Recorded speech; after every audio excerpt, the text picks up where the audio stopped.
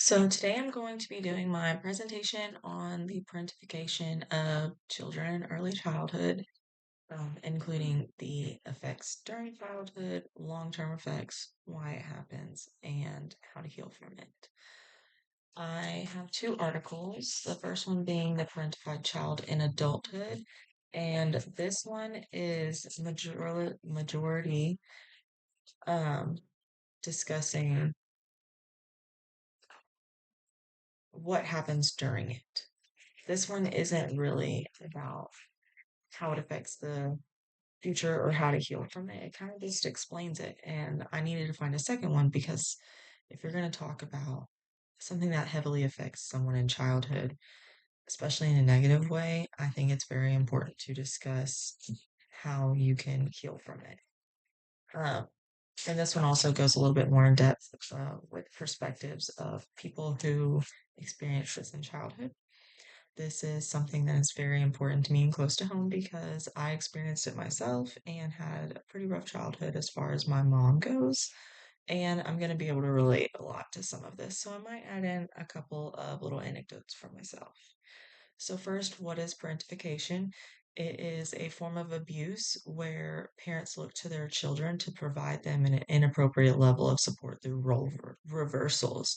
So, what this means is like whenever they force you to take care of your siblings and not in a way of, hey, can you watch them while I take a shower? It's more so in a way of stepping into that parent role of discipline, caring for them physically, being there for them mentally, as well as taking care of the parent in that way.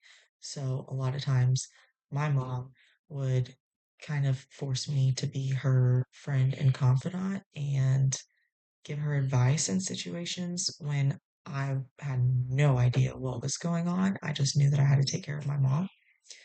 So this is typically something that can happen very easily to the more empathetic and soft-hearted children. Um, through the role reversals, that's whenever, pretty much like I said, they swap where the parent becomes a child and the child becomes the parent. They can also look to them as more of like a spouse figure where they depend on them for all of their affection, all of their support. Um, kind of whenever, for example, mothers have that mama's boy type bond with their son. A lot of people kind of can understand that reference pretty easily. So, another way, a few ways that this happens is adultification, where, like I said, children are expected to perform adult tasks whenever they are not capable of doing them, whether that be physically, mentally, or emotionally. Triangulation. This happens pretty frequently where there is violence, or whether that's verbal or physical in a relationship, where one of the parents or both look to the child and put them directly in the middle as a means of manipulating the other parent, communicating with the other parent.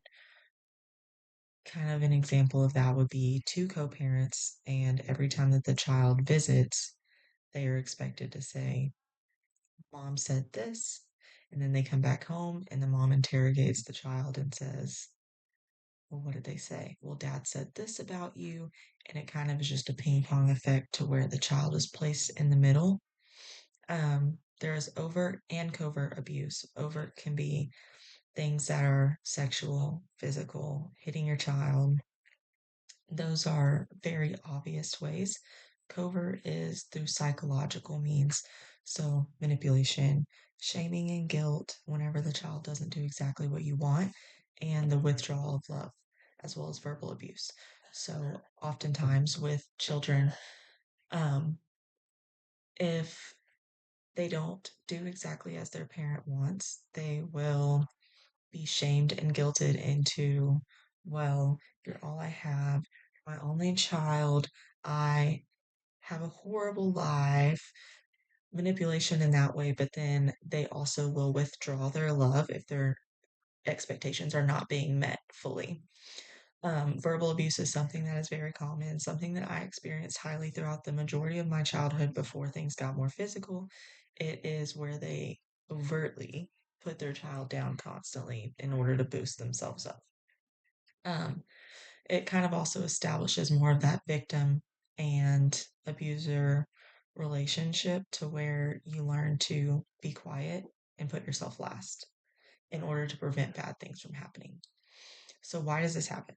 It can happen for numerous reasons, which include the parent's health conditions, domestic violence, or divorce situations with co parenting. There can be substance use, whether that be alcoholism or drugs, mental health issues, including personality disorders, dependency, low self esteem, all stuff that they learned in childhood that was never really worked through. In my experience, I had a very narcissistic mother, so everything revolved around her. She was the center of the universe, and that kind of rolled over into everything. Young parents, parents that became teen moms, teen dads, situations like that, and a lack of support from parents, their friends, their community, not having the resources to actually be the best parent they can be. And a lot of times they're just lost. So, because they haven't done the work to grow themselves, they don't understand how to keep that damage away from their children. Oftentimes, it will be a combination of multiple of these. Short term effects are they learn to place their needs aside, they miss out on important childhood experiences, which includes learning soft skills, playing, going on trips, going to friends' houses. There's merging and enmeshment where there becomes a lack of boundaries in the family system, and the child is expected to completely be open with their parent about everything. Again, I'm going to use the co parenting example where they come home from one parent's house and they're interrogated as soon as they walk in the door. Neglect and abandonment, whether that is perceived or factual, they feel that their needs are not being met and at any time they could be left. There is the aggressive and painful childhood where they're put into survival mode constantly. The long term effects, a lot of them are very similar to the short term, but they will roll over into adulthood if they're not worked through. So, enmeshment and difficulty establishing boundaries again, people pleasing, mental health issues, high anxiety and abandonment issues are going to be pretty much core to any child that grew up in a household or a relationship like this. Difficulty with all future relationships, whether that be friendships, romantic, or family. Um, Passive communication and avoidance. Oftentimes, they will learn to shut down those emotions, those thoughts, those feelings, and be quiet in order to prevent conflict or perceived conflict. Even if you're in a healthy relationship, you might shut down your own feelings just to make them happy, and really, they wouldn't be ugly about it. They would be understanding. There's missed developmental milestones again, soft skills, learning how to have relationships, learning how to connect with other people, and unhealthy attachment issues. Me, for example, I've always relied very heavily on having a relationship, and I rely on someone else to save me and to be there for me. From the victim's perspective, short and long term, there is an aggressor victim dynamic with a trauma bond established, feeling of non existence and feeling of being dehumanized, only existing to serve their parents. They're unable to rest fully because they have to remain hypervigilant in survival mode, and there is no safety or grounding for the child provided by their parents. It is an intrusive and painful childhood, and there's extreme inner oppositions between I'm the best, I'm so smart, and if you take your 89 test score home, your parents tell you this isn't good enough. And then you immediately think, wow, I'm horrible, I'm so stupid.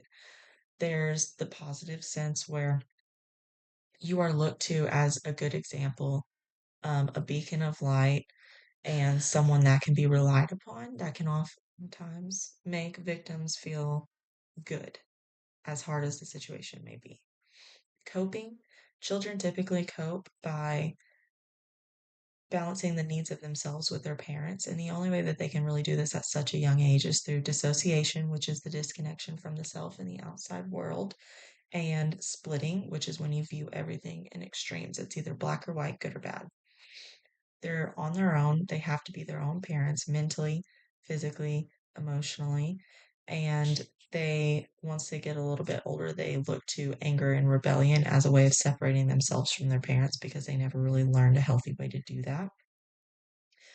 They repeatedly give opportunities to establish some sort of normalcy in their lives with their parents, inviting them to their shows, inviting them to go to dinner, things like that. Just small things to establish some sort of normal bond that they see in the world outside of them.